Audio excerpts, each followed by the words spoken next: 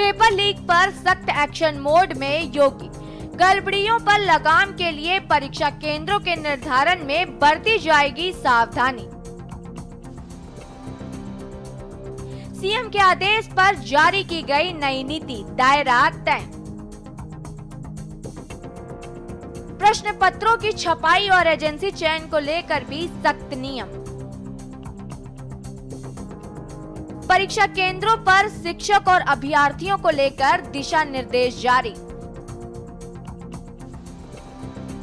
Railway station से 10 kilometre की परिधि के दायरे में होंगे परीक्षा केंद्र। परीक्षा केंद्रों को 3 साल परीक्षा कराने का अनुभव जरूरी। डीएम की अध्यक्षता में समिति बनाकर परीक्षा केंद्रों का चुनाव। परीक्षार्थी की सख्त जांच व परीक्षा केंद्रों पर नियुक्त होने वाले शिक्षकों के चयन में बरती जाएगी सतर्कता। सरकार हम लोगों का डरती नहीं समझती, कीड़े मकोड़े हैं क्या हम लोग कि कोई भी आएगा रैंक पे चला जाएगा।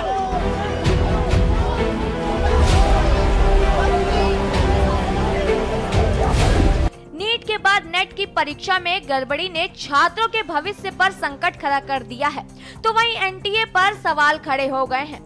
हालांकि 18 जून को हुई नेट की परीक्षा को रद्द कर दिया गया है। जगह जगह अभ्यर्थियों का प्रदर्शन और हंगामा जारी है। इससे पहले यूपी पुलिस का पेपर लीक होने पर परीक्षा रद्द की जा चुकी है। इस पूरे माहौल को देखते हुए यूपी की योगी आदित्यनाथ सरकार कड़े फैसले लिए हैं। आपको बता दें कि उत्तर प्रदेश में आयोजित होने वाली भर्ती परीक्षाओं को लेकर अब योगी सरकार सख्त एक्शन मोड में है। भर्ती परीक्षाओं के दौरान पेपर लीक मामलों ने योगी सरकार की छवि पर सवाल खड़ा किया है। सरकार ने परीक्षा केंद्रों के गठन को लेकर बड़े आदेश जारी किए हैं। यूपी में आयोजित होने वाली भर्ती परीक्षाओं के लिए परीक्षा केंद्र अब रेलवे स्टेशन से 10 किलोमीटर की परिधि के दायरे में ही होंगे। पहले ही सीएम योगी ने परीक्षा केंद्रों के निर्धारण को लेकर दिशा निर्देश जारी किए थे। अब स्टेशन से 10 किलोमीटर की परिधि में परीक्षा केंद्रों के बनाए जाने से वहां की कनेक्टिविटी बेहतर होगी। ऐसे में माना जा रहा है कि परीक्षा के दिन इन केंद्रों तक प्रश्न पत्र आसानी से पहुंचाया जा सकेगा। पहले दूरस्थ इलाकों में परीक्षा केंद्र बनाए जाने से पहले ही प्रश्न पत्र भेजना होता था। इसमें प्रश्न पत्र लीक होने की संभावना अधिक रहती थी। इस प्रकार की स्थिति को देखते हुए अब परीक्षा केंद्रों के निर्धारण पर विशेष ध्यान दिया जा रहा है। सरकार के निर्देश पर नई नीति जारी। सीएम योगी के निर्देश पर पेपर लीक जैसी स्थिति पर लगाम लगाने और परीक्षाओं में धांधली खत्म करने के लिए नई नीति जारी कर दी गई है। परीक्षा केंद्रों को बस स्टैंड, रेलवे स्टेशन और जिला कोषागार से 10 किलोमीटर के भीतर रखना अनिवार्य किया गया है। इसके साथ ही परीक्षा केंद्रों को 3 साल परीक्षा करने का अनुभव होना जरूरी कर दिया गया है। शहर की आबादी के भीतर परीक्षा केंद्र रहना अनिवार्य किया गया है। साथ ही वहां जाने के लिए सड़क के साथ यातायात साधन की व्यवस्था होना जरूरी की गई है। परीक्षा केंद्रों के भवन में बाउंड्री वॉल, पेयजल, शौचालय के साथ ही बिजली और जनरेटर की व्यवस्था भी अनिवार्य की गई है। डीएम की अध्यक्षता में समिति करेगी केंद्रों का चयन। आपको बता दें कि परीक्षा केंद्रों पर सीसीटीवी चालू अवस्था में होना जरूरी किया गया है। डीएम की अध्यक्षता में समिति बनाकर परीक्षा केंद्रों का चुनाव किया जाएगा। श्रेणी ए में राजकीय इंटर कॉलेज, राजकीय डिग्री कॉलेज, राज्य एवं केंद्र के विश्वविद्यालय, पॉलिटेक्निक, इंजीनियरिंग और मेडिकल कॉलेज को रखा गया है। वहीं श्रेणी बी में इस दर्ज के ख्याति प्राप्त सुविधा संपन्न एडेड स्कूलों और कॉलेजों को केंद्र बनाया जाएगा। काली सूची में दर्ज विवादित स्कूल और कॉलेजों को किसी भी स्थिति में परीक्षा केंद्र नहीं बनाया जाएगा।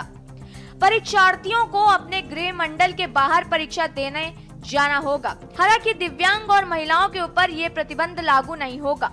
एक सेंटर पर 4 लाख से अधिक परीक्षार्थी होने पर 2 चरणों में परीक्षा होगी। यूपीपीसीएस परीक्षा को एक ही पाली में करने की छूट है। रिजल्ट बनाने में धांधली को रोकने के लिए आयोग और बोर्ड में ही ओएमआर शीट की स्कैनिंग कराई जाएगी। नए नियमों के तहत गरजेगा बुलडोजर, लगेगा भारी जुर्माना।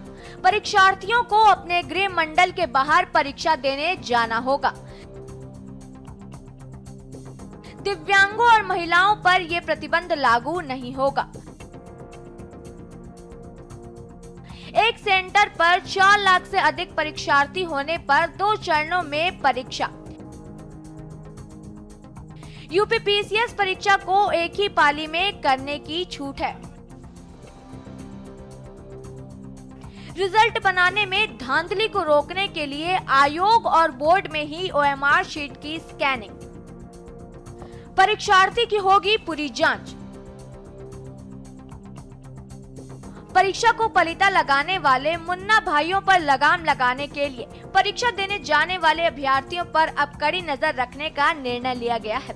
परीक्षा के दौरान स्कैन, हस्ताक्षर और फोटो का मिलान किए जाने के बाद ही एग्जाम सेंटर में प्रवेश दिया जाएगा। इसके लिए आर्टिफिशियल इंटेलिजेंस का भी इस्तेमाल होगा। परीक्षार्थियों को परीक्षा केंद्र गृह मंडल से अलग दिए जाएंगे।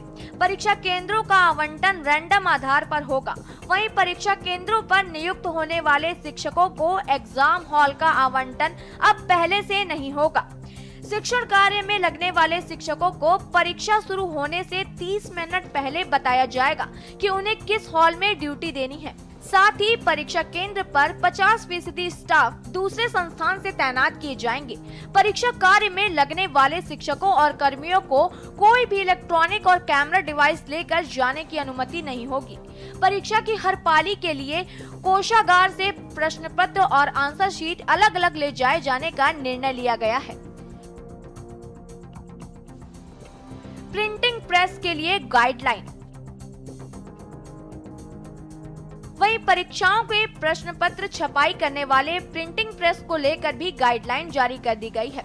नई नीति में साफ किया गया है कि प्रिंटिंग प्रेस के चुनाव में पूरी गोपनीयता बरती जाएगी। प्रेस में आने और जाने वाले सभी लोगों की जांच होगी। सभी के पास पहचान पत्र जरूरी किया गया है। प्रेस में कैमरा और मोबाइल फोन ले जाने पर पूरी तरह से प्रतिबंध लगाया गया है। प्रेस के चारों तरफ सीसीटीवी कैमरा होना अनिवार्य किया गया है। उसकी रिकॉर्डिंग को हर साल सुरक्षित रखना होगा।